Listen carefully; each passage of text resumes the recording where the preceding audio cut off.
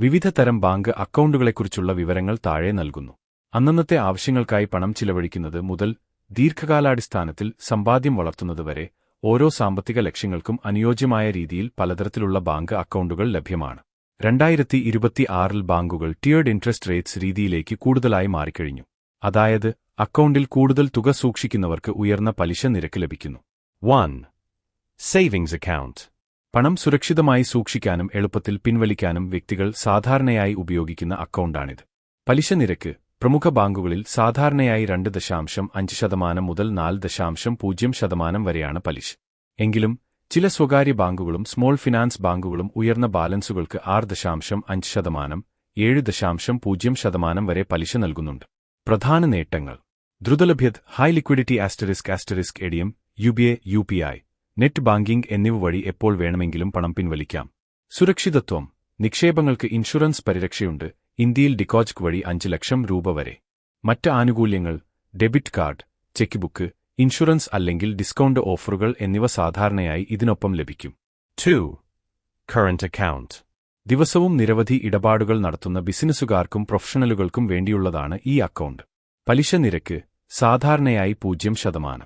ഇടപാടുകൾ കൈകാര്യം ചെയ്യുന്നതിനുള്ള ഉയർന്ന ചെലവ് കാരണം ഇത്തരം അക്കൗണ്ടുകൾക്ക് ബാങ്കുകൾ പലിശ നൽകാറില്ല. പ്രധാന നേട്ടങ്ങൾ: പരിധിയില്ലാത്ത ഇടപാടുകൾ, പണം നിക്ഷേപിക്കുന്നതിനോ പിൻവലിക്കുന്നതിനോ നിയന്ത്രണങ്ങളില്ല. ഓവർഡ്രാഫ്റ്റ് സൗകര്യം: ബിസിനസ് ആവശ്യങ്ങൾക്കായി അക്കൗണ്ടിലുള്ള തുകയേക്കാൾ കൂടുതൽ പണം നിശ്ചിത പരിധിവരെ പിൻവലിക്കാൻ സാധിക്കും. ബൾക്ക് പേയ്മെന്റുകൾ: ജീവനക്കാർക്ക് ശമ്പളം നൽകുന്നതിനും വെണ്ടർമാർക്ക് പണം കൈമാറുന്നതിനും ഇത് ഏറെ സൗകര്യപ്രദമാണ്. 3. Fixed deposit (FD). ഒരു നിശ്ചിത തുക നിശ്ചിത കാലയളവിലേക്ക് 7 ദിവസം മുതൽ 10 വർഷം വരെ നിക്ഷേപിക്കുന്ന രീതിയാണിത്. പലിശ നിരക്ക് സാധാരണയായി സേവിംഗ്സ് അക്കൗണ്ടിനേക്കാൾ ഉയർന്ന നിരക്ക് ലഭിക്കും. നിലവിൽ ഇത് കാലയളവിനെ അടിസ്ഥാനമാക്കി 5.5% മുതൽ 8.0% വരെയാണ്. മുതിർന്ന പൗരന്മാർക്ക് സാധാരണയായി 0.50% അധിക പലിശ ലഭിക്കാറുണ്ട്. പ്രധാന നേട്ടങ്ങൾ: ഉറപ്പുള്ള ലാഭം, നിക്ഷേപിക്കുന്ന സമയത്തുള്ള പലിശ നിരക്ക് കാലാവധി കഴിയുന്നത് വരെ മാറ്റമില്ലാതെ തുടരും. വായ്പാ സൗകര്യം: FD തുക പിൻവലിക്കാതെ തന്നെ അതിന്റെ മൂല്യത്തിന്റെ 90% വരെ വായ്പയോ ഓവർഡ്രാഫ്റ്റോ ആയി എടുക്കാം. സുരക്ഷിതത്വം: നഷ്ടസാധ്യത കുറഞ്ഞതും കൃത്യമായ ലാഭം നൽകുന്നതുമായ നിക്ഷേപമാണിത്. 4. Recurring deposit (RD). Recurring deposit.